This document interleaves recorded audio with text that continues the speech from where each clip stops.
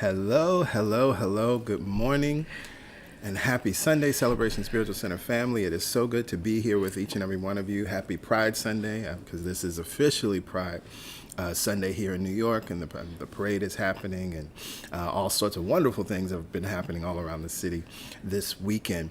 Let us begin, as we always do, with prayer. And this morning, our prayer champion, Reverend Shauna, will lead us in prayer. Good morning, beautiful people. Oh, happy day.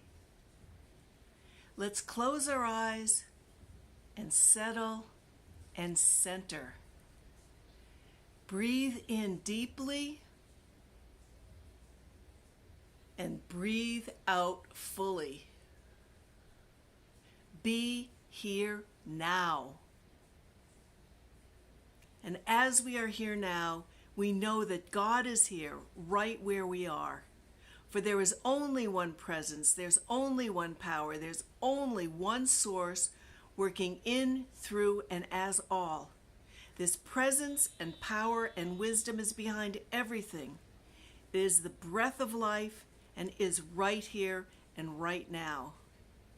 I recognize and affirm that this one presence and power and wisdom created me and abides in me, through me, and as me. There is no separation between me and God. And as I know this for myself, I know that this is true for each one of you. God created you because Mother, Father, God delights in you and fills every cell of your being with the love and the power and the wisdom from the one mind. I know that because we are one with God, all the answers are inside us, in our divinity. I know that all the solutions are inside us, as one with God. I know that everything we are has the power of God. And from this place of power and knowledge and faith and expectation, we can declare that everything is God and everything is good. As we gather here today, we recognize the beginning of the summer season. We see things growing and changing, and we let go of all worries, insecurities, self-doubts, and fears. We let go of yesterday and trust that tomorrow will unfold for our good. We stay in this day, and we affirm justice and safety and excellent health care for all. During this time, we practice radical self-love, love for our neighbors, love for our planet, and bathe in the love of God for all. And we rejoice as we come together in this morning's service as a community of faith. We rejoice that we come together as a community to awaken to the presence of God in and all around us. We rejoice that we come together as a community to celebrate this truth as one family. We give thanks that we come together as a community to embody unconditional love. We are ready as a community of faith to live our greatest lives. We are thankful that we can serve all creation. So today we start from a brand new place, and we begin our day with a positive idea, setting the stage for the remainder of the day and of the week. We begin our day with health and healing. We begin today with prosperity and abundance in all of our areas of our lives. We begin this day with unconditional love in all our relationships. We recognize who we are and whose we are. We are free to become who we are truly meant to be. We are God-filled, and we know that we radiate a center of peace and light and blessing to this world and in this world. Through this morning's service, we start this season with an expanded awareness and consciousness and experience of God. We leave changed by the music. We leave changed by the meditation. We leave changed by the message. We celebrate our spiritual nature, and we celebrate the center of our being that overflows throughout this day, this week, and this season. We know that with God all things are possible. From this awareness, I have great joy and thankfulness for how much God loves me. From this awareness, I have great joy and thankfulness for how much I love myself and take radical care of myself. From this awareness, I have great joy and thankfulness for how much I love each and every one of you. I release these words back into the universal law that is always working and responding to us. I know and declare and embrace that we are becoming who we have co-created in consciousness. So it is with joy and expectation that I now say, Amen, Ashe, and so it is. Yes, yes, yes. Amen, Ashe, and so it is. Thank you, Reverend Shauna, for that opening prayer. Hello again, and good morning to each and every one of you. Those of you who are just tuning in or connecting in this moment, it's wonderful to be here with you. It's wonderful to see each and every one of you. And again, happy Pride. To our first-time guests, if this is your first time joining us, we're so happy that you chose to hang out with us on this Sunday or to connect in it. To this stream at any point that you're connecting to the live stream or the recording. And we see you, we honor you, we encourage you to shout yourself out in the comments, let us know where you're connecting in from. But we'd also like to stay in touch with you. And so what you see here on your screen is the information to access our digital connection card. It's very easy to do. Just text the word welcome to 347-472-1078. After you text that phone number, you'll receive a reply with a link to the digital connection card. Click that link, enter your information, and submit it. Once you've successfully submitted your information, you'll receive an automated reply that says you're all set. And indeed you are. At that point, you'll be on our mailing list. We send out occasional text messages. We send out a weekly email on Fridays, which has all of the information that you would need and some things that you'll hear about in our announcements that you may want to have access to via your inbox. So before we get into the announcements today, I think it's important that we just acknowledge where we are in this country, acknowledge where we are in history. We're teaching a class today. I think if I were preaching a traditional sermon today, my sermon would have dealt with this issue. But first, we all know what has taken place, that Roe v. Wade has been overturned by the Supreme Court of the United States of America, something that seemed unthinkable for me in my lifetime. It was settled law. It had always been settled law. Yes. And we also recognize now the real repercussions of this overturning. For those of us that live here in New York and many other states, we know that protections are in place, and the rights of women are being upheld and enforced, and so access to safe health care and access to make the choices that are necessary regardless of the circumstances. Right, regardless of the circumstances. Because that should not matter. Right, it doesn't matter. We know that that's available. So as New Yorkers, we're grateful, right, in that sense. But we know that everyone that even connects here now is not a New Yorker. And we also recognize that we are one country, and it matters that all women should have equal rights, regardless of what state she may happen to live in. Now, from a spiritual and a metaphysical perspective, one of the things that I think is very important, and I'm sure PY can speak to it even more eloquently than me, is to honor our emotions, right? I've been sad, angry, pissed off, heartbroken, sad, angry, right? You got to go through these, this loop. And we have to give ourselves that space to feel, right? And at the same time, we have to recognize that might not be the space to act from. Actually, it's not, right? And we've talked about this in the past as it relates to injustices, in any other injustice, right? We can't act from anger, right? We're going to be angry. We're going to be pissed off. But inevitably, anger has unintended consequences. And so we have to be mindful that we feel the anger, we feel the hurt, we feel the rage, all of those things, but we can't act from them. we must take action. But we must take action from the perspective of what is the world that we want? What is the society that we want? What are the laws that we want? And then what is the most intelligent and beneficial way to get that done? There is nothing wrong with emotion. Yes. You've heard us say it a gazillion times. There's nothing wrong with emotion. And I have felt so many. We channel that energy, we transmute that energy into something that will give us the world we want to see. Yeah.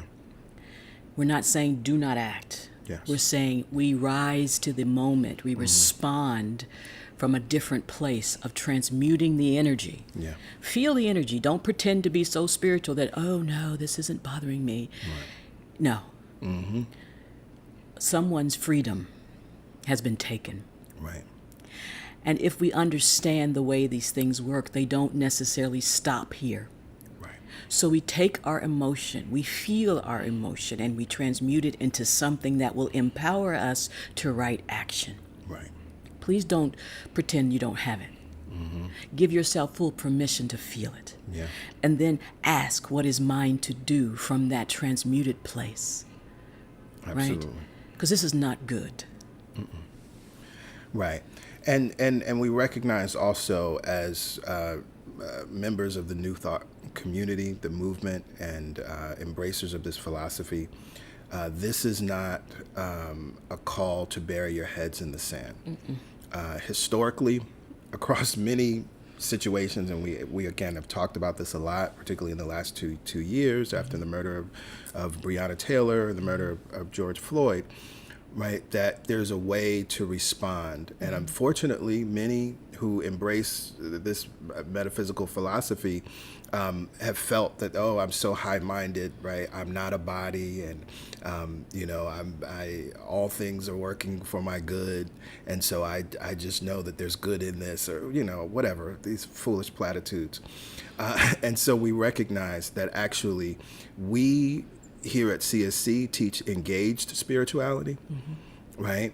That we believe that it is because of what we know, it is because of what we practice, which is all rooted in love, that then we must then express that love, be it marching in the streets, express that love, be it donating to organizations like Planned Parenthood, be it expressing that love, be it supporting someone who needs to get out of state into a safer state, right? Whatever it may be, love has to be expressed, right? And to the extent that the example of Jesus as our elder brother and the way shower is the root of so much of this new thought of thinking, right? It's very clear how Jesus interacted with women. It is very clear that Jesus believed women. It is very clear that Jesus honored women. When you look at the context of how he engaged with women, and it was always specifically just the way the Jewish laws were at that time. He wasn't supposed to speak to women or interact with them at all, let alone non-Jewish women, right? And so he always was bridging the gap, right, and creating harmony and equality, right? When you consider all of the things that he had to defy when it comes to the story of the woman with the issue of blood, or speaking to the Samaritan woman at the well, right? Or allowing a so-called prostitute to wash his feet, right? And chastising those that would say that she, was unworthy in any way. I could go on. Yeah, we could go on. I'm not going to preach it. It's interesting to me, the subjugation of the feminine, of women, and it's time that we understand and step fully into our power and allow this engaged spirituality to function through us. Right. And to be clear, because I'm seeing some comments, and I don't want to get into it too deeply, but it's important, it needs to be said. This actually is about human rights. This actually isn't about whether someone thinks that abortion is God's law or not. Nope, not The United States of America is not a religious organization. And so every human being has the right to access safe, health care. Period. This has nothing to do with your theological beliefs about who and what God is. Nope. But what we teach here at CSC about who and what God is actually not involved with the laws of the land. But what God is involved in is equality. And everyone must have equal access to health care.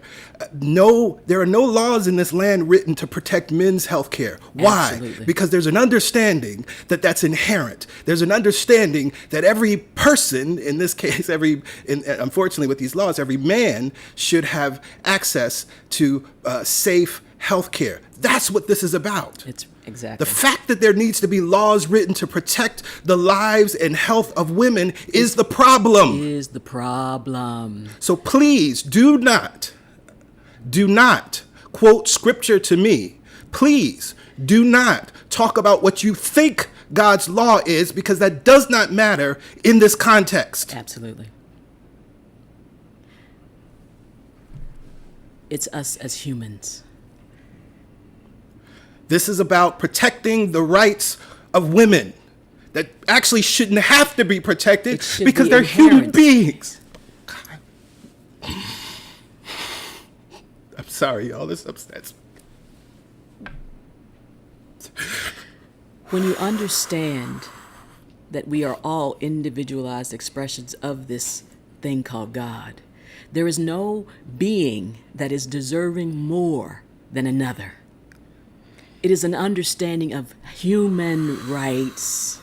It has nothing to do with legislated rights. It is just being on the planet. Exactly. It is inherently given. Life is given to us, and it should be protected. It should be able to have access. Right. And let me say this, because the Bible has been a weapon. Weaponized. The same Bible that you're quoting now is so-called God's law. It was believed that it was God's law that black people were not human. Absolutely. That it was justified that they should be enslaved, and that's why these laws were created. Do not use that text to try to justify this. Please understand that right now it's women's rights. Mm-hmm. But in the past, it has been black rights. Exactly. Who knows? It's been gay rights. Exactly. The same text. Exactly. And so we understand what we're talking about here. We're not swayed by the smokescreen of this individualized case. It's not. It's not. It's freedom. Yes. Yes. Yes. It's freedom. Exactly. And no one has the right to take another's freedom. Exactly. This country was created based on the idea of wanting freedom. Mm-hmm. Mm-hmm. Mm-hmm. Let's understand that. Yeah. We couched it under God, but we understood it was freedom. Yes.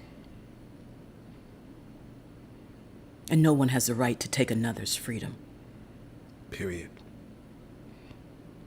Period. And so let's understand what this is really about. Mm-hmm. And let's keep our focus on the why. The real why. Why is freedom?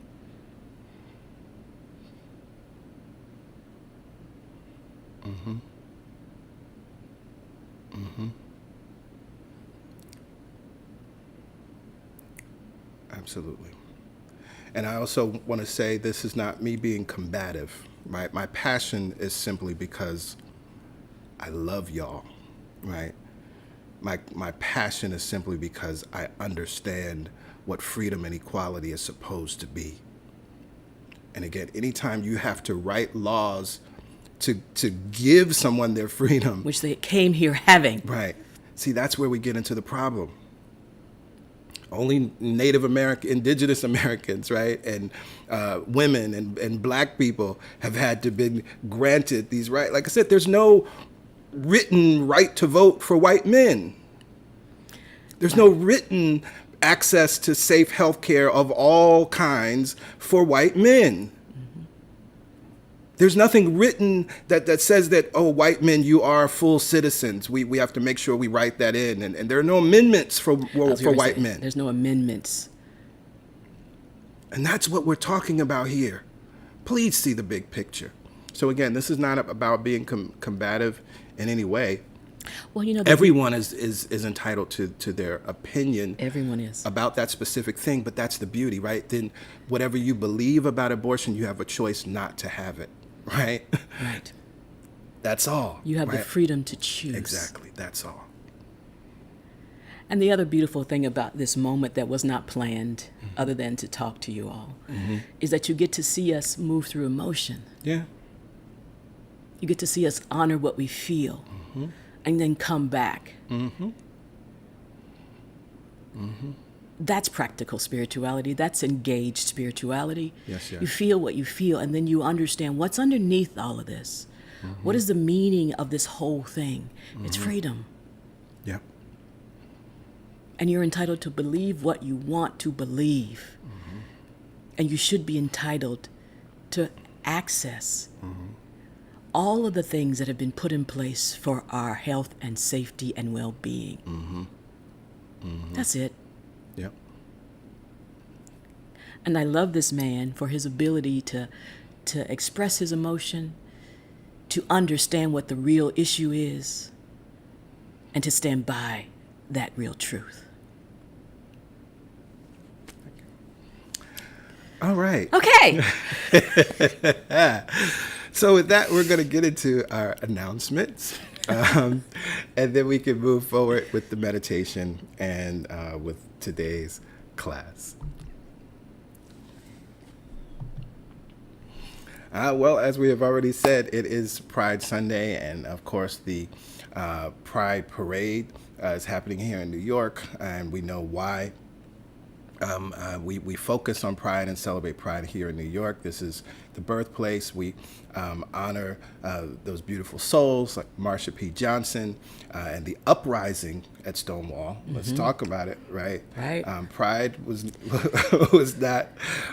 did not start because of confetti and rainbows, but it was an uprising recognizing that we all matter, that our LGBTQ plus brothers and sisters matter, and their voices must be heard, and their rights must be honored and acknowledged. And so that's why we celebrate Pride. Yes, yes. Again, we want to offer congratulations to the class of 2022. I've been seeing lots of pictures on my timeline and Facebook of high school graduates, and it feels really good to just see everybody moving and growing and thriving, and we know that you will continue to do that. We send love to you and to your families. If you have a prayer request, you can send that prayer request to prayerchampions@celebrationsc.org. We will hold and know the truth with you. That prayer request will be received by our prayer champions as well as myself and PY. And as we are always praying for you, we will specifically hold the high watch and hold the truth with and for you around whatever that experience is, or around whatever it is that you're, if it's sending on behalf of a friend or a family member. We know the truth. We hold the truth with you in love and know that all will be well. Every Wednesday morning, we gather together at 7 a.m. Eastern Standard Time for the Momentum Prayer Call. This is your opportunity to start your morning with prayer. It is also a way to continue the momentum that we create each and every Sunday, or if you need to, jumpstart the momentum that you may seem to have lost since Sunday. And so we encourage you to join us. You see the phone number here. It's, just enter the phone number, enter the access code, and wait. We share a reading that day, and we pray, and then we go on about our day. There's also a URL, so you can connect via tablet or phone, the app, or on your computer. There's also a playback number, and so as you see with that playback number, you can actually access the most recent prayer call. You can also access the most recent prayer via our weekly email. So each week under the prayer support section, you'll see the link and image there to access the most recent prayer. Summer is officially here, and we have some summer vibes with some summer designs on our Amen, Ashe, and So It Is t-shirts. So we encourage you to go to our store, celebrationsc.org/shop, and get something for yourself or for others. We have the Pride flag colors, the trans flag colors. We have the Polaroid summary colors and Juneteenth colors as well. As you can see here, there is next week on July 4th, you will be able to get 22% off of anything in the store, including these new shirts. And following that, there will be a 15% off discount from the 9th through the 13th on anything in our store. As I've shared each week, these promos are rotating, and so there's different things. There was free shipping the past few days, and now you might want to wait and get that 22% off on July 4th.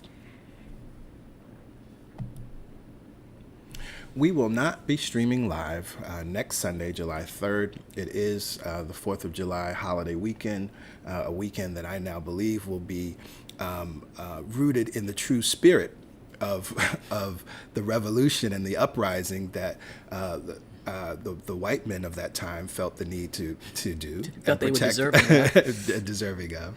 And so if we are going to honor that weekend in any way, let us remember that there were people, including Black people, who recognized that freedom is inherent and inalienable, and they were willing to die for it. And so to that extent, let us be willing to rise up. Right? Let us be willing in our time. Let it be said that this generation spoke up and rose up when the time was needed. And so in honoring that holiday weekend, we will not be streaming live. However, we will be streaming messages, sermons from some of our summer pop culture series. So we have Follow the Yellow Brick Road, which is, of course, based on The Wizard of Oz. The Superhero's Journey, which was a series that looked at a lot of wonderful superhero movies, including Black Panther. We have The Matrix Revisited, which was probably one of my favorite series, and The Wonderful World of Wisdom, which looked at some Pixar movies. And so we'll be streaming messages from those series next Sunday. So we encourage you still to tune in and to share, drop in when you can, so you can still get some of this good CSC vibration. Yeah, it's something we've been doing since early on. It's something we love. We love movies. We love sci-fi. We love, pop culture. And so there's wisdom even in that. And so tune in when you can and drop into that. Absolutely. And that completes our announcements for today. And so now we can move into the meditation, and we will all be in the very capable hands of PY. I have enjoyed this month's meditation. I hope you have too, and I hope you've kind of incorporated the affirmative thought into the way in which you've moved this month and will continue through the end of the month. I am open and receptive to my good now. It's interesting because affirming this, someone might think, well, have I not gotten good so far? And that's true. We have been getting good. We have been receiving, constantly receiving. We can't not receive. But we are changing our mind and our subconsciousness to be even more open and receptive. And for many, that requires some gratitude. I've been grateful for the things that I have received, and I stand at the ready to receive more. I'm open and receptive to my good now, the good that has already come to me, the good that is to come to me. I'm open and receptive to it. I find no blocks in my consciousness. I believe no untruths about myself that would prevent me, that would put me in guilt or shame. I just open to my good in this moment. I'm so aware that good is here, and I allow it now. And so we use this idea. We've been using it all month. Any time that you are in a place where it doesn't appear that good is available to you, close your eyes. Allow yourself to let go of that external and drop into the awareness of love's presence right here and now. I open to it. I open to my next steps that are for my good. I open to the next steps that are good for those I care about. I just open and allow it. I find no barriers to it. And just like every drop in the ocean is God's goodness, we open to receive it more and more, to be guided more and more, to allow more and more.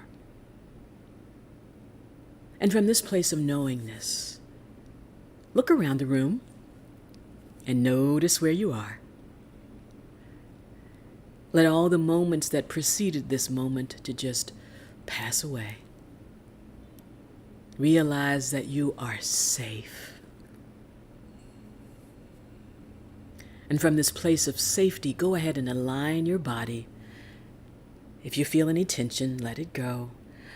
Align the ears over the shoulders, shoulders over the hips, and plant the palms on the tops of the thighs, signaling that you are open and ready to experience God within you for yourself. From this place of connection and safety, close your eyes and drop in a little deeper. Just like the waves of the ocean, allow this feeling to wash over you. Notice the breath for a few rounds, for it is here now. The breath is our good now. The breath allows energy to move. It allows us to open and become more available now.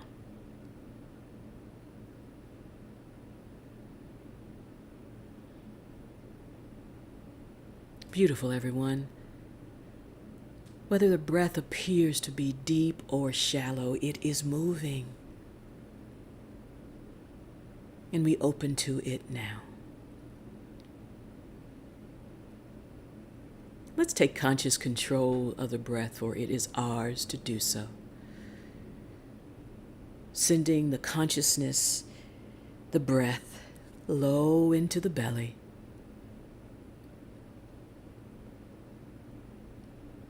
Inhale together, expand the low belly now. Inhale, count to 4. Hold it there, count to 4. Open the mouth, relax the jaw, sigh it out, releasing.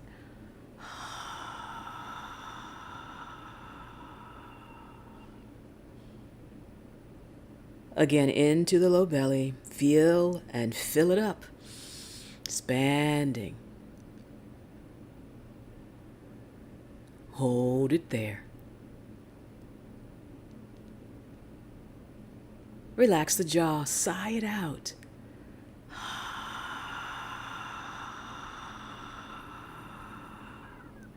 Releasing beyond where you think there's air. Creating a new vessel. In through the low belly, up through the rib cage now, expanding the sides and the front and the back of the body. Hold it there. And without collapsing, just sigh it out, let it go.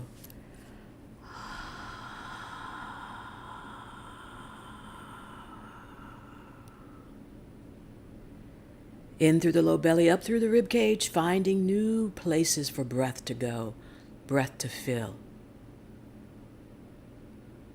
Hold it there.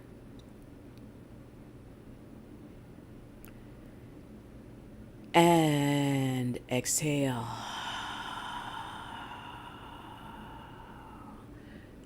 Drawing the navel in towards the spine, completely emptying.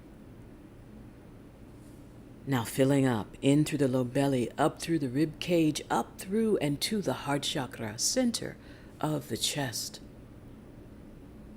That altar to love, that place of healing. Hold it there.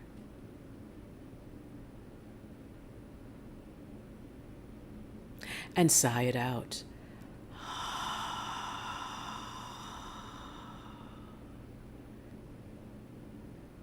Again, in through the low belly, all the way up, complete full breath. When we take a full breath, we allow the heart rate to drop. We settle into this experience of God.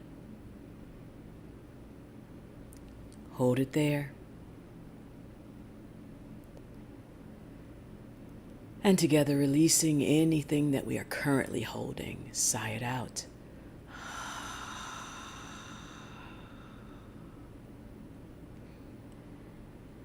Let's practice this full round of breathing all the way in and up. And this time, close the lips when you're ready and exhale through the nose. I am open and receptive to my good now. I am open and receptive. Nothing is blocking my good now. A few rounds of breathing here. Noticing anywhere that's holding tight, that still is in the past or worried about the future. Our good is here now, floating on the breath. And let's send this good into the feet. Notice if there's any tension that you've been gripping tightly to the earth or tightly to your experience. Maybe wiggle the toes. Relax the feet now. Energy flows up through the soles of the feet, across the ankles. Relax the ankles. Energy flows across the shins and the calves. Relax the shins and the calves. For nothing can obstruct the good flowing, the energy moving across the knees. We bend. We relax the knees now. Energy flows across the thighs, the hamstrings, the glutes. Any tension that we're holding in the lower half of our body, send breath there. Relax the thighs, the hamstrings, the glutes. And the good that is now forming at the base of our spine, we connect to that subtle body system. And in our minds, we see each chakra as the energy flows up. Exhale and allow. Energy flows in and up. Exhale and allow. Crossing that altar of love. Energy flows up. Exhale and allow. Energy flows up and up, out the crown.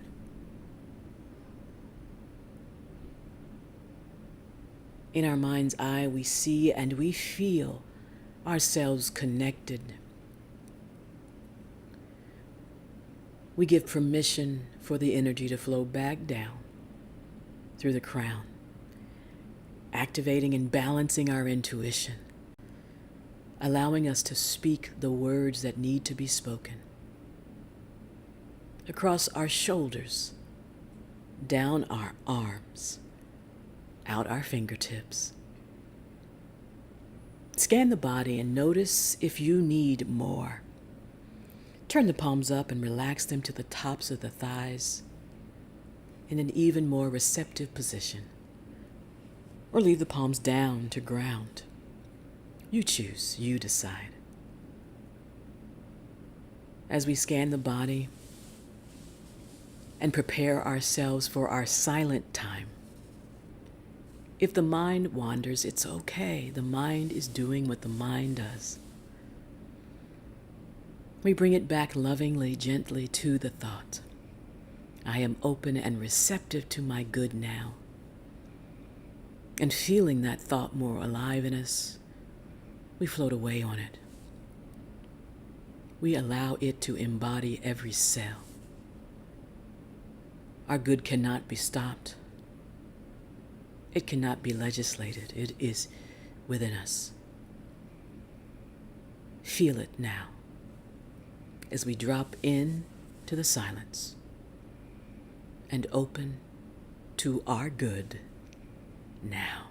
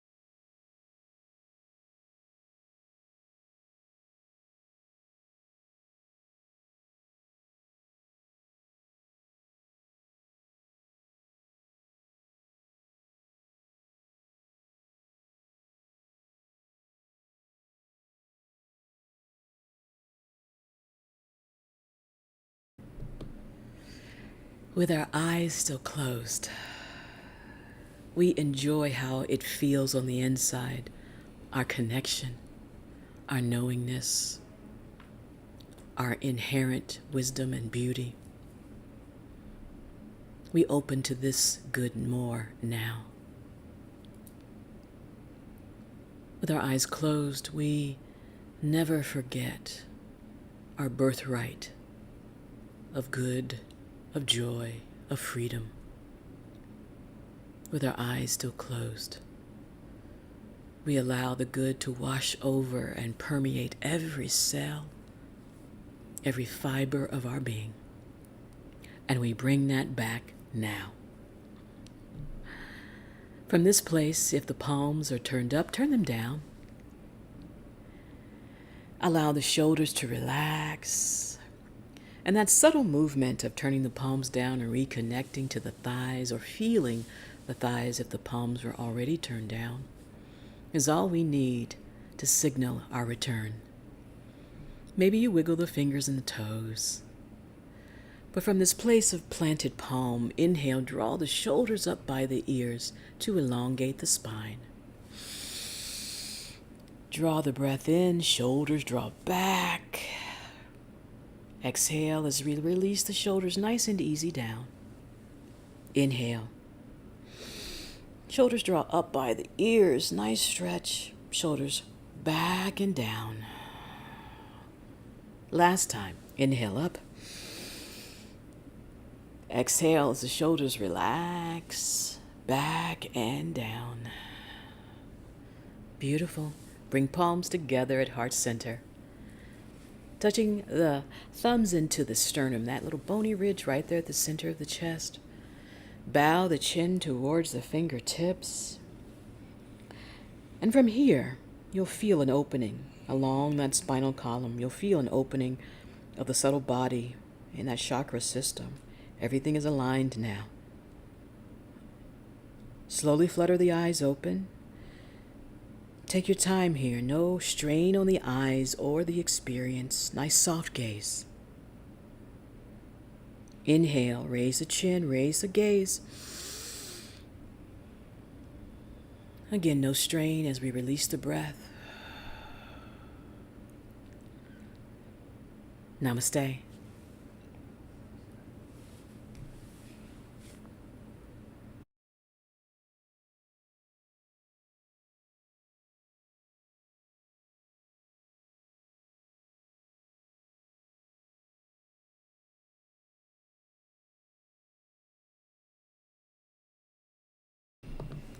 Yes, yes, yes. Namaste.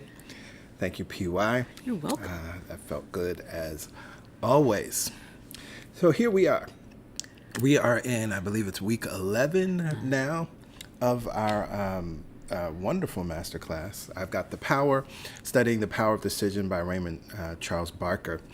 As you all know, and we will continue to encourage you to, as you're reading the chapter that we're working on, to write down questions and email those questions to us at truthsunday@celebrationsc.org. I cannot encourage you enough to do that. The previous chapter, Decide to Live Richly, and this current chapter, Decide to Be Healthy. These are very, very serious chapters that also really speak to what's going on in our lives and the things that we want. And so I know there have to be questions coming up.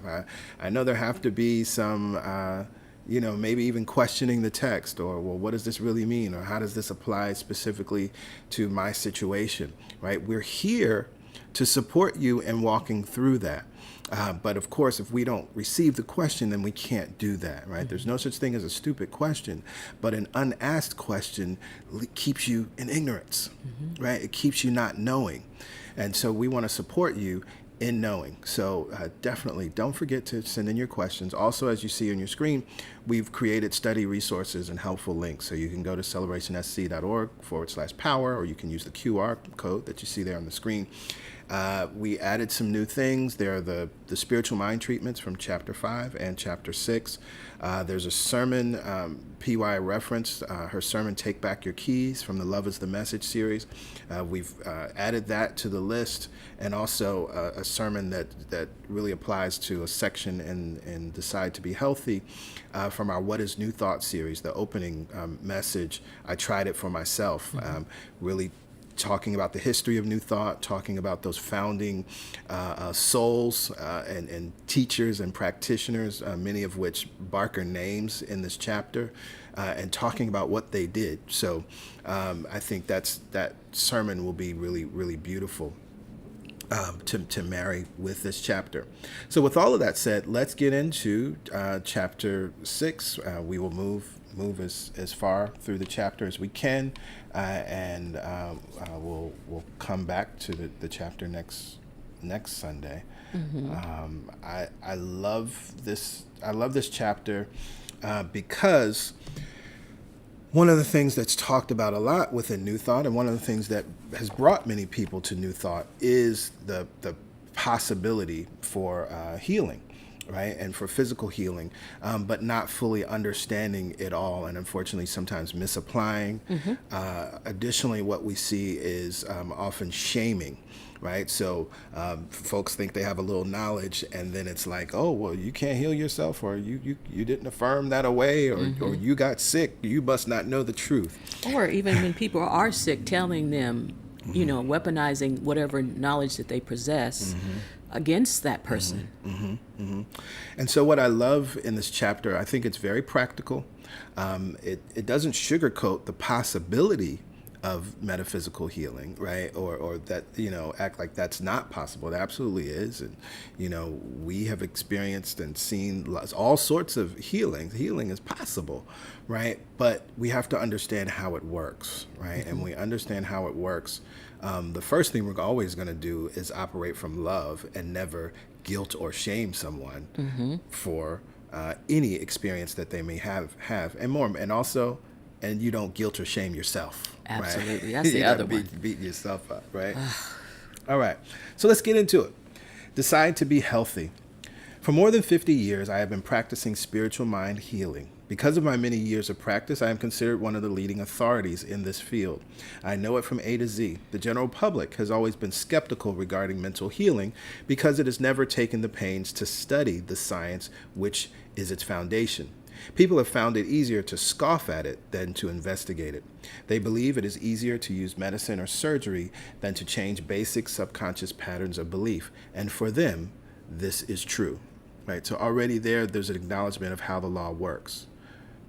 It is done unto you according to your belief. So for them, it is true. Mm-hmm. Spiritual mind healing will never be in real competition with accredited medical practice because its appeal is limited to those persons who view life as a spiritual experience. In today's successful world, they are few and far between. Faith in general has been transferred by most people from God to the checkbook. The checkbook they are certain of. As to God, they are indefinite. They may or may not believe. The checkbook guarantees them excellent medical assistance. It usually wins out. And that makes sense. Despite this, there are many thousands who believe in and practice mental healing with excellent results. They are usually quiet and well-mannered and do not shout their beliefs and their healings from the rooftops nor on street corners. They are certain of what they know to be true and rely on their methods. Others combine their faith with medical assistance when the gravity of the illness deems this efficacious. There is no conflict between the systems of spiritual mind healing and medical practice in the minds of most metaphysicians today. Yeah, I have that underlined as well. Okay. There's no conflict. Right. And so there's two things that he says here that I think are beautiful as we think, again, as we call ourselves metaphysicians, right? One, I love that he says, they are usually quiet and well-mannered and do not shout their beliefs and their healings from the rooftops nor on street corners, right? You can actually do your work in silence. You can do your work in quiet. You don't have to push against what someone else is saying or what someone else is doing. In recent contexts, right, we've seen this as it relates to COVID-19 from top to bottom, specifically as it relates to the vaccines. Right. And so if you're someone that believes in and practices mental healing with excellent results, right, then you can be quiet and well-mannered and not shout your beliefs from the rooftops or the street corners. Right. You choose not to get vaccinated because of your belief system and you move on. Right. The other thing I love here, he says others combine their faith with medical assistance when the gravity of the illness deems this efficacious. There is no conflict between the systems of spiritual mind healing and medical practice. Right. So again, in this recent context and recent history, I've seen New Thought ministers and New Thought practitioners indicating that there is a conflict, that there's an either or, that, oh, well, I believe in mental healing and I believe in mind healing, so there's no way that I can be vaccinated, right? But what we understand is that's not true. Right, and many of the great founders of this movement, people like Mary Baker Eddy, wrote about a long time ago. Right, wrote about not being in conflict. Right, if you need to be vaccinated in order for your job, or your children need to be vaccinated to go to school, resist it not.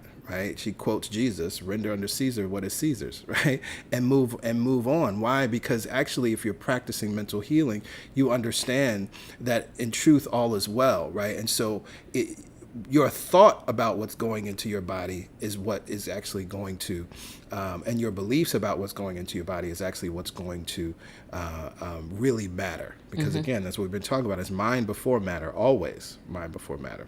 Right, and even, A Course in Miracles talks about that. If you need the assistance, if you need the pill, take the pill. It's there's no judgment on using medical means, right? So let's understand that. And some of the great people in our community of New Thought have had illnesses and have used both. We were talking about Louise Hay. We were just talking about Louise Hay, right? Right. One of the forefront in terms of affirmative healing and thinking. And when she was diagnosed, she used both.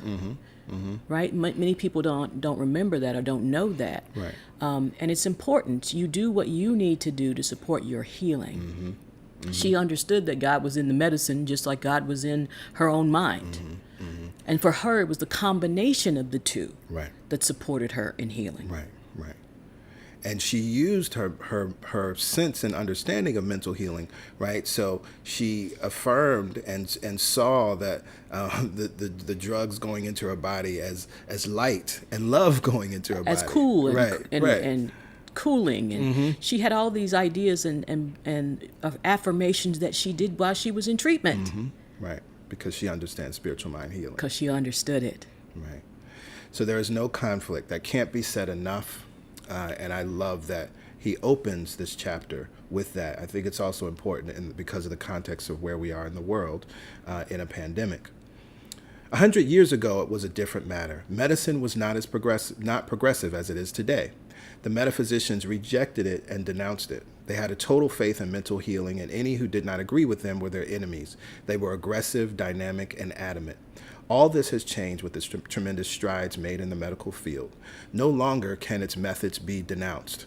Modern medicine has earned the right to be respected. Its research programs each year reveal new and improved methods of dealing with physical and emotional illness.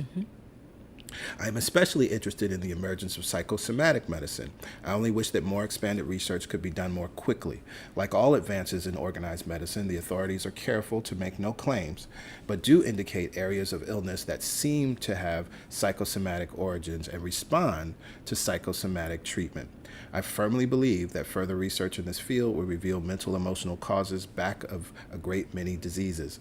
The pioneering psychosomaticists, Dr. Franz Alexander of Chicago and Dr. Flanders Dunbar of New York, have revealed very valuable insights into subconscious disease causation in a few areas. I am certain that further studies are being made and interesting revelations will come out of this medical field. So again, remember, this was written in the 1960s. For those of you who have taken my class, Healthy Mind, Healthy Body, we study You Are the Placebo, or anyone that's read You Are the Placebo by Dr. Joe Dispenza. It's the first half of that text is filled with examples and studies. One of the things that comes to mind right now is he talks about what's called sham surgery, right, where a person was told they needed surgery.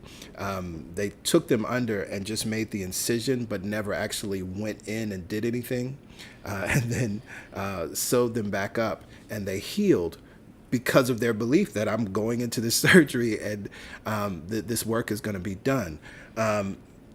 There's all kinds of wonderful, and these are not anecdotal, these are research studies that are documented that you can go back to, and understanding the power that our mind holds. One of the things that every doctor talks about now, because this is sort of matter of fact, is the patient that believes they will be well or get well is the patient that tends to heal or get better, right? The patient, there's another great story in the You Are the Placebo. A man that was told he only had, so many days to live. And he started to go down. And then it was realized they made a mistake. That wasn't true. And then once he heard the news that wasn't true, his health just rose back up and he went on to live. Right, and so that suggestion is very interesting.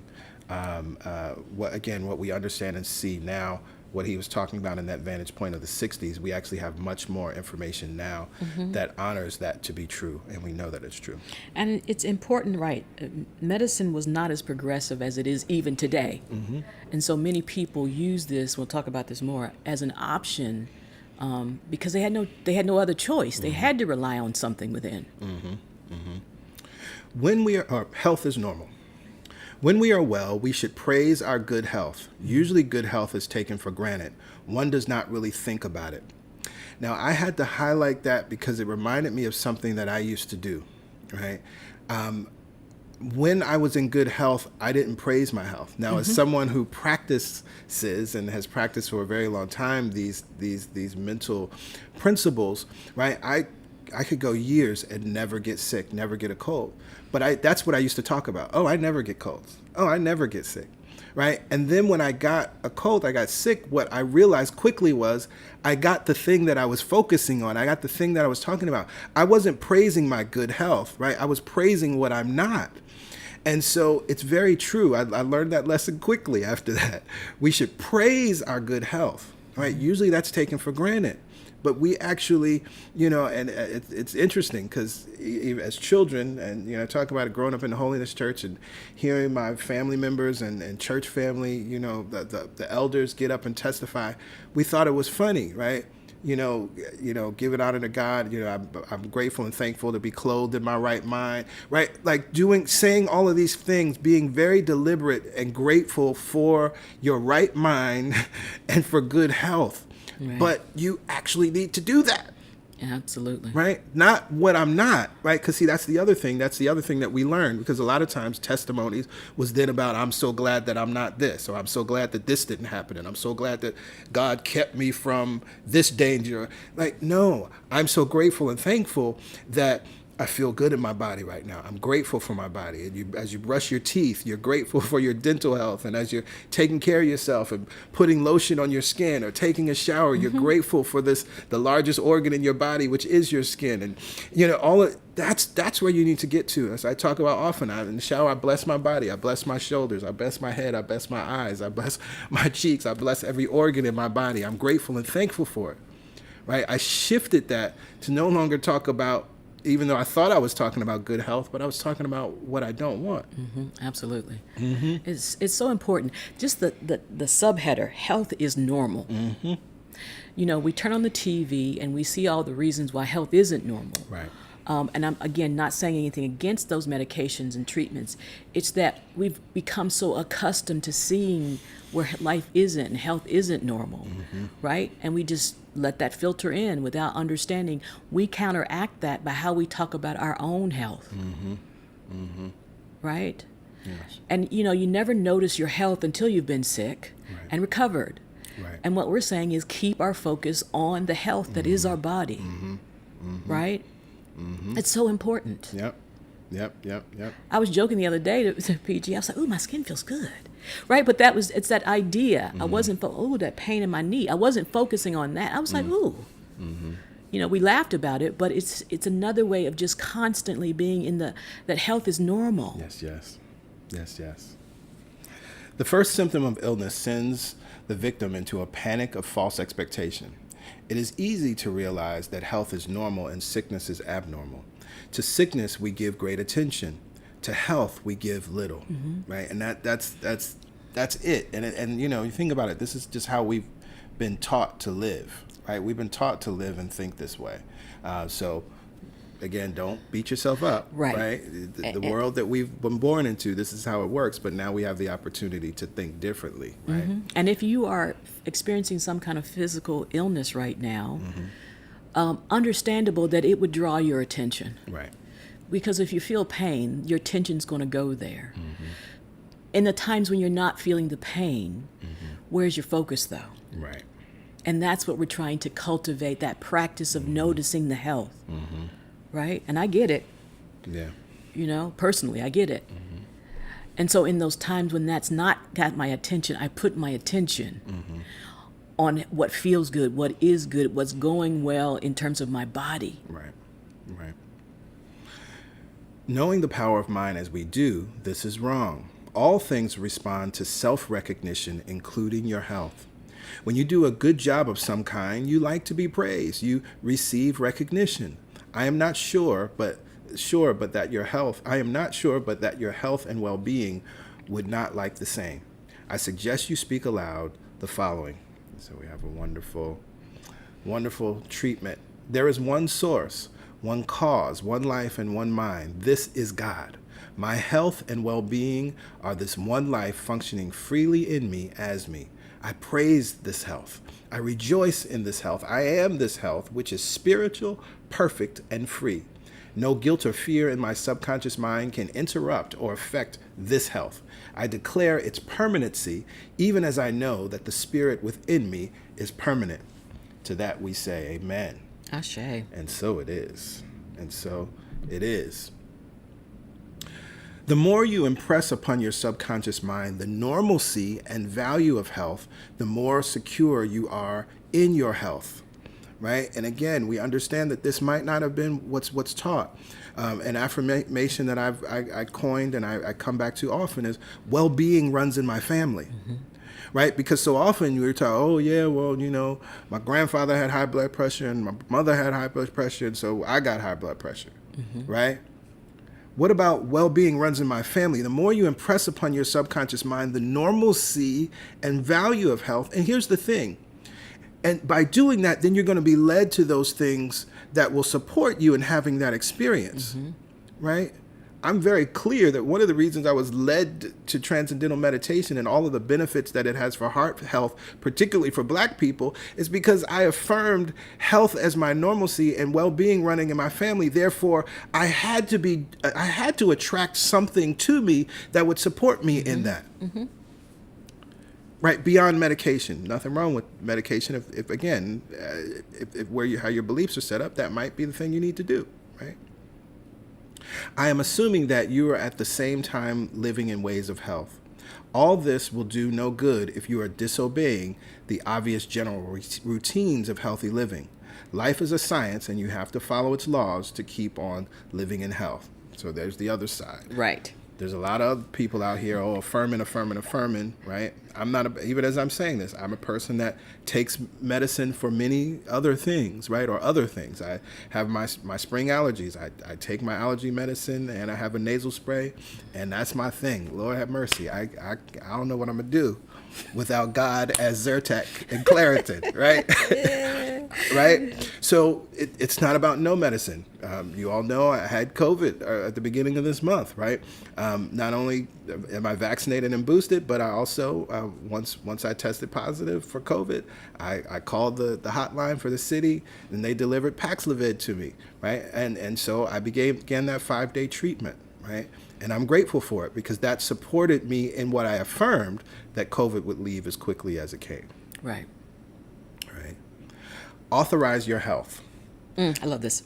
I have learned from years of experience that I cannot help anyone unless they have made up their mind to be healed and believes health to be normal and their physical problem to be unnecessary. Right. Now, this is interesting, and this goes right to looking at the example through Jesus.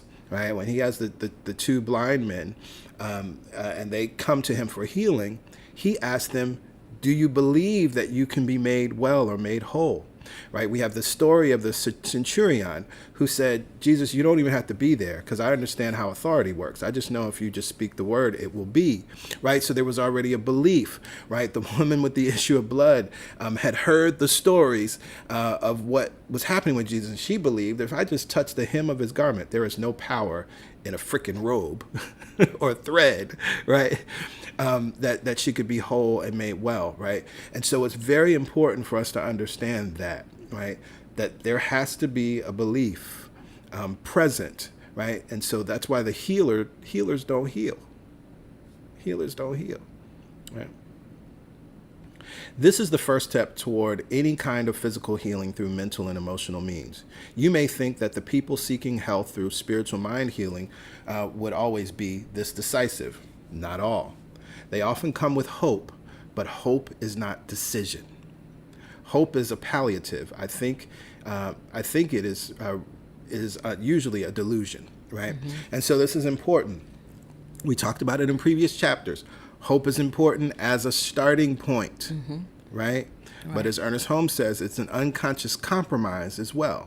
Right. So hope is palliative. It's a pain reliever in the moment, right? So you got to have some hope that this medication will work, or this treatment will work, or this supplement will work, right? And then you take that and move forward from there. And then decide that you will be well, right? And that's what that interesting.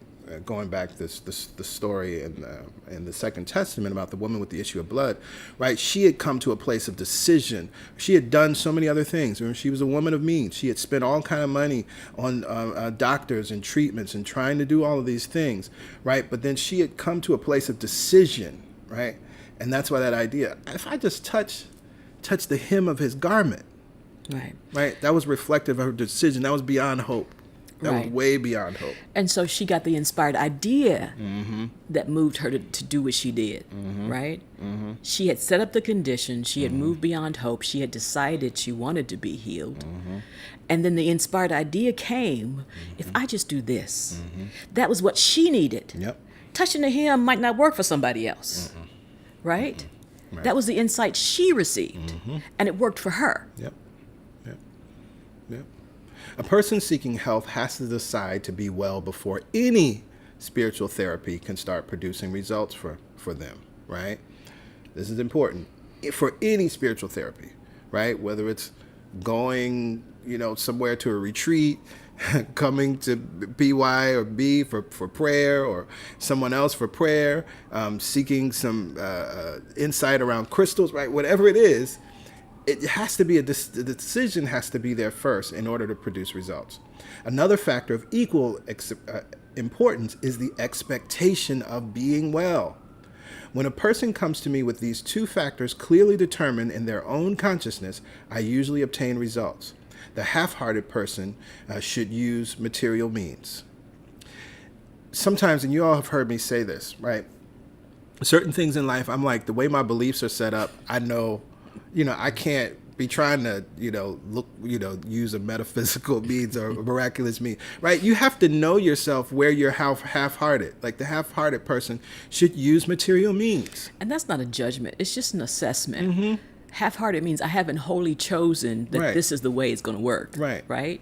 Right. It's not a judgment that you're bad or wrong or any of those things. It's just a realization of where you are Right. in your understanding, experience, and acceptance of self. Right. There are gurus and teachers that live off the sun. They literally go out, they stand in the sun, they don't eat anything, but yet they still, their bodily functions still work. Like they still eliminate.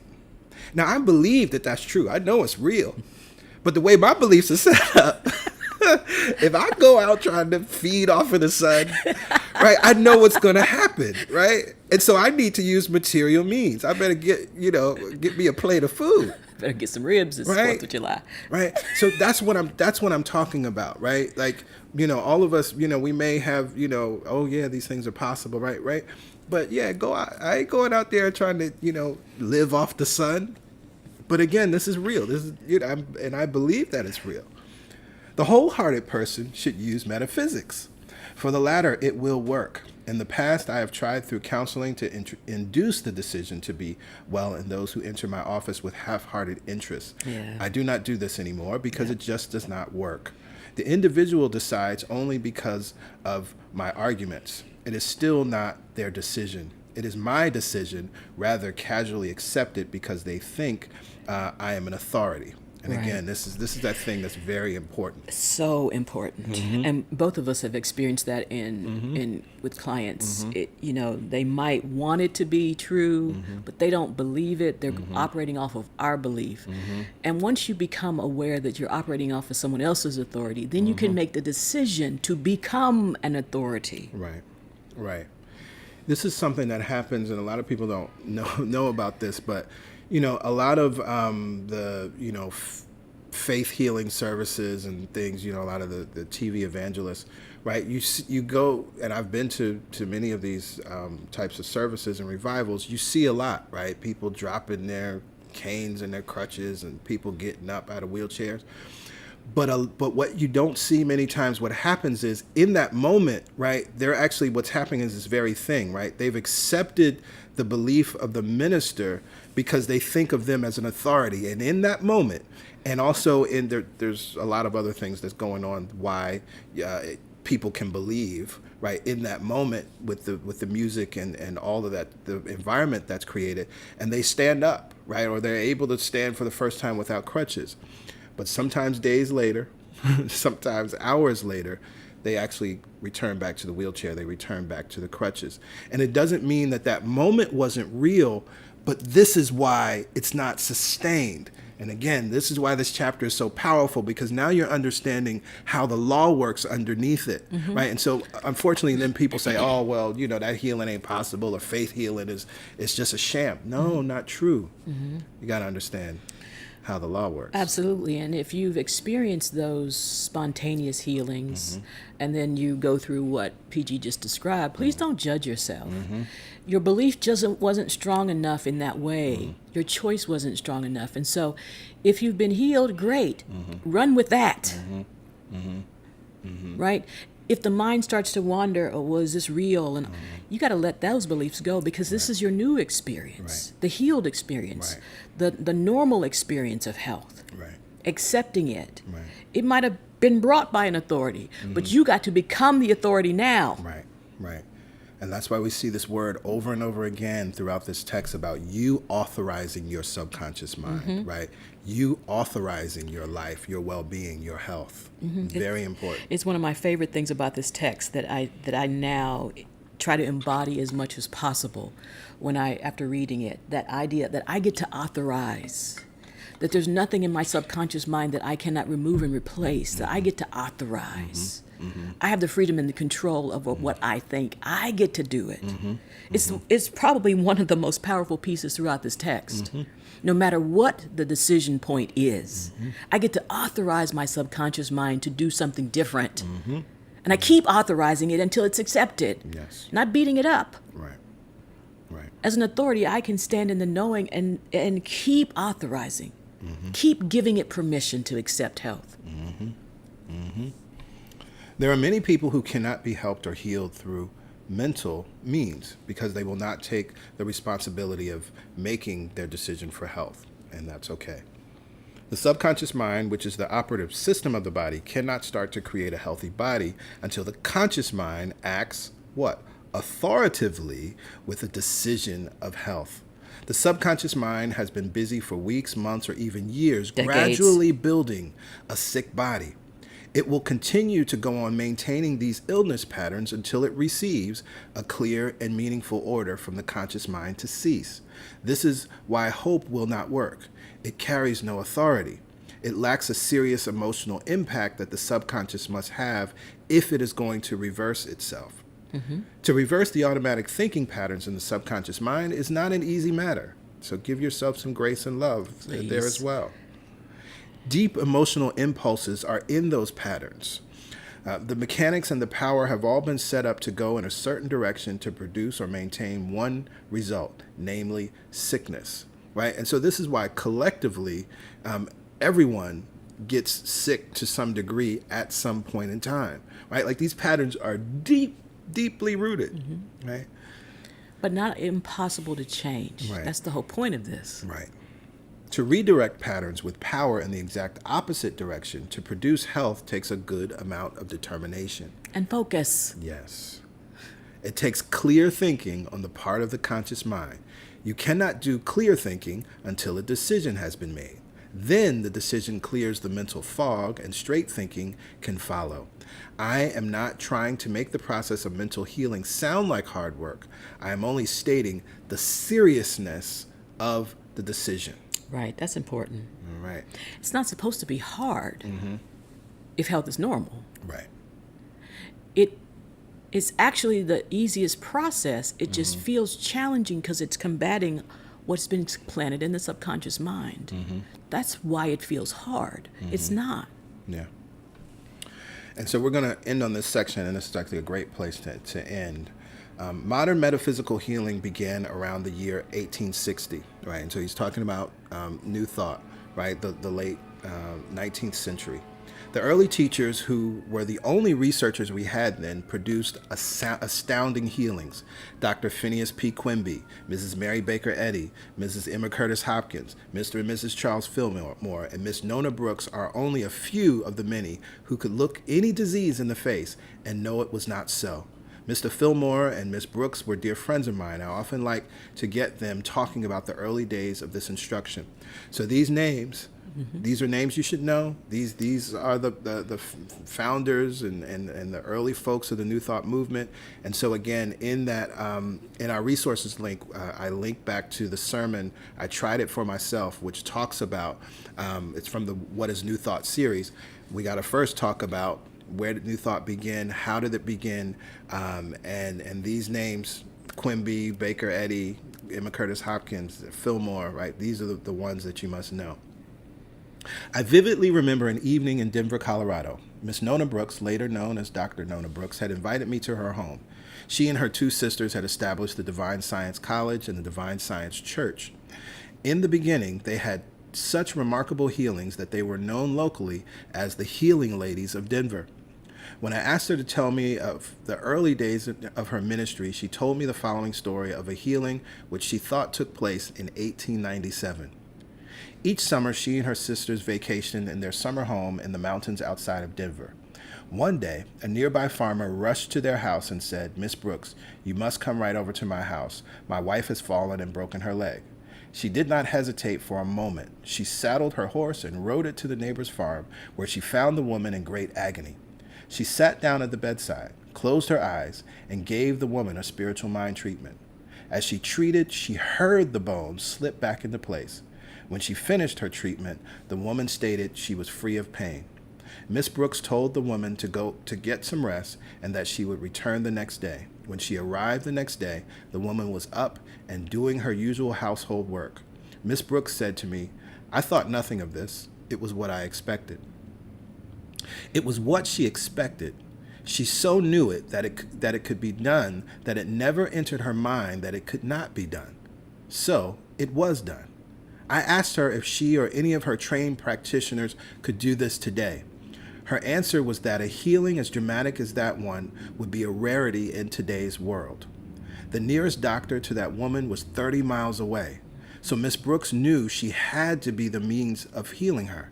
Having made that decision, her thinking was straight, and her expectation that the divine intelligence in her patient would respond caused the healing.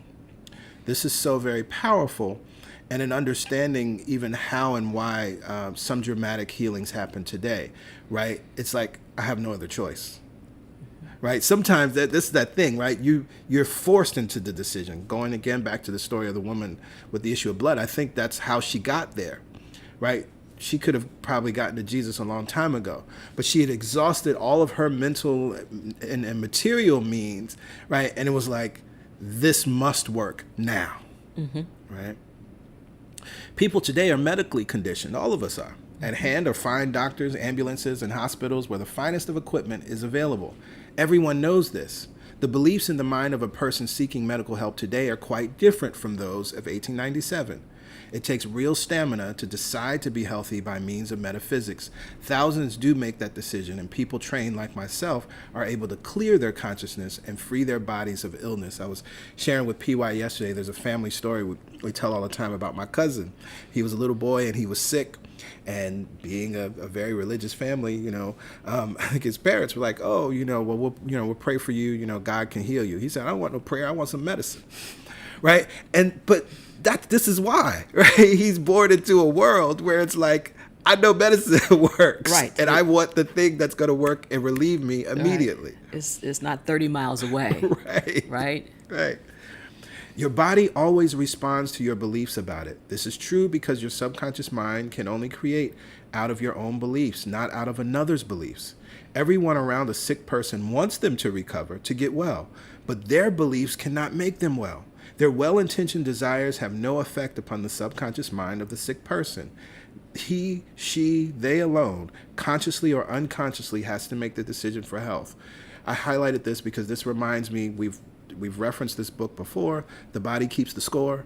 It's a book it's become like a bestseller over the last 2 years as we're all moving through so many different things.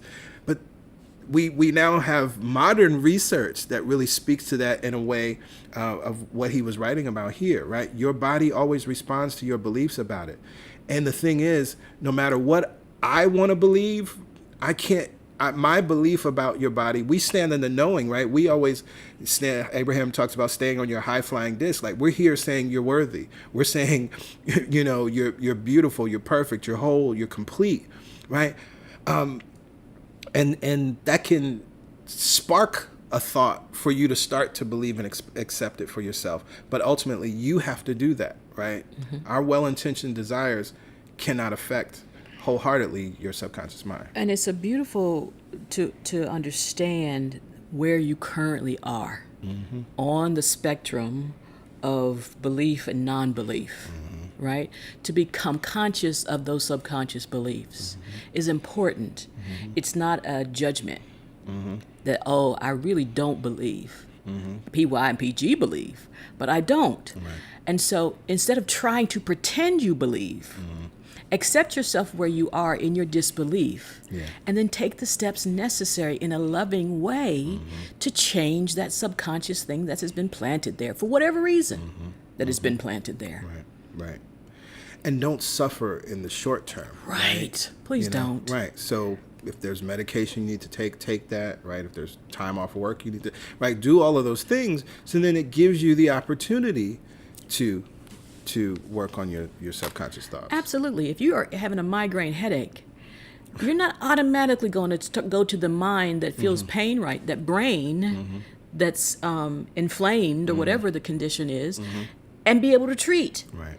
Take the medicine and then treat the mind. Absolutely. Or as you take the medicine, use it as part of the treatment of the mind. Right? It's not black and white in that sense that you got to do it this way. That would be unloving, unkind. Right. Right. As one's subconscious has been working for some time with the emotional patterns that cause disease, it will continue in that way until a new series of intense thought patterns are injected into it to redirect the unconscious emotional process. Often, there is a weak conscious decision to be well, while at the same time there is a definite subconscious decision to be sick. Right, and he's by weak, again, no judgment. Right. It's just not strong enough. It's just not firm enough. It's just not focused enough in your subconscious mind. Right. You haven't authorized the subconscious mind enough. Right. The subconscious will always win out. This is true in any area of life, but it's particularly true in the matter of health. Well, think about that. Because you feel it in your body so much that if you're not feeling well and you're not affirming something or giving authorization after taking your meds of something different, then it would feel even more hard for it to change because it's so material, it's so physical. Your bank account, you don't have to look at that every day. You could affirm good things over that until you need it. But your body, so please be gentle. And kind, and create a process for your own healing so that you can return to this idea of normal health, of health being normal. Yeah. And, when he talks about it, that this is true, in every area of life, including your health. One example I use often when you think about lottery winners. Now, what's misapplied is it's like the idea of, oh, you win the lottery and, most lottery winners don't keep their money, which is actually not true.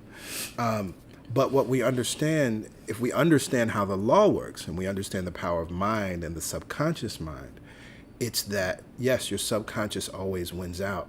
And so if you do not have a pattern of I am prosperous, right, and all that means, right, the true value and understanding of prosperity, eventually your subconscious mind wins in the sense of you're going to return back to where your consciousness is. And so it doesn't matter, tens of millions, hundreds of millions of dollars. My loving advice to anyone, if you win the lottery today, is to make sure you're doing work around your consciousness, around money and prosperity. I quote him all the time on this because he's right. Robert Kiyosaki has a wonderful guide to teaching about choose to be rich, but he says that he's a billionaire. He's like, every day I make a decision to be rich, right?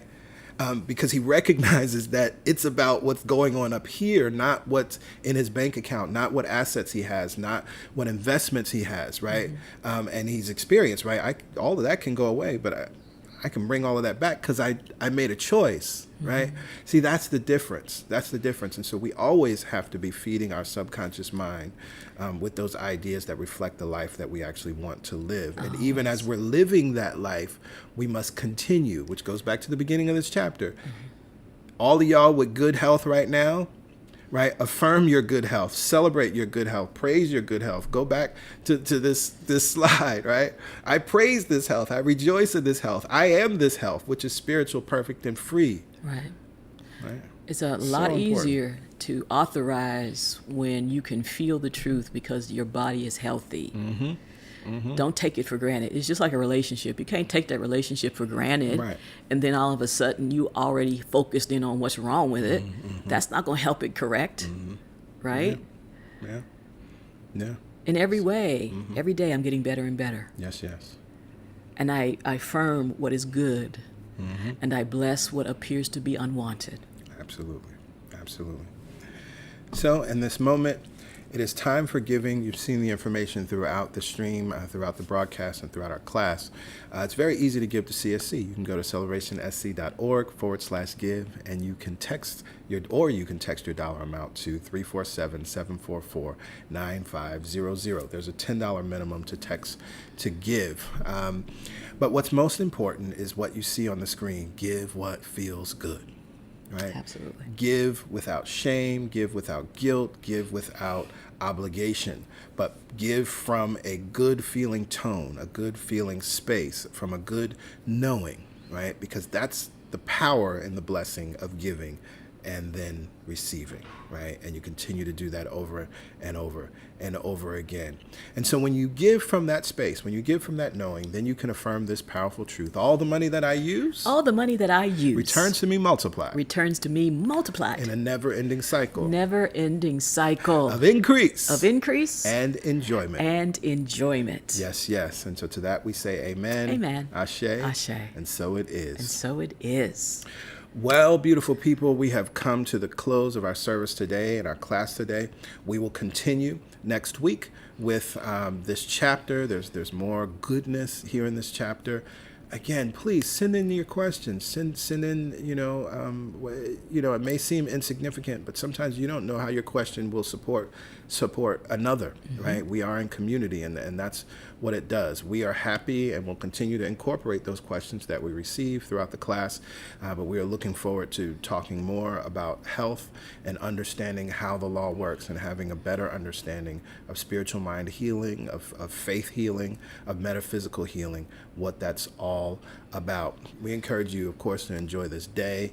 If you're going out to enjoy the parade or any other festivities, have a great time. Of course, be safe. Yes. And we look forward to connecting with many of you on Wednesday morning for the Momentum Prayer Call. And for everyone else, we'll be back here together next Sunday at 11 a.m. as we continue to remember and know that we got the power. We got the power. We love you all. Yes, yes. I love you all so much. And thank you for giving us the opportunity to share and to be a vehicle for teaching and healing. Yes, yes. And health. Yes, yes. And love. Yes, yes. And freedom. Yes, yes. Bye for now. Bye for now.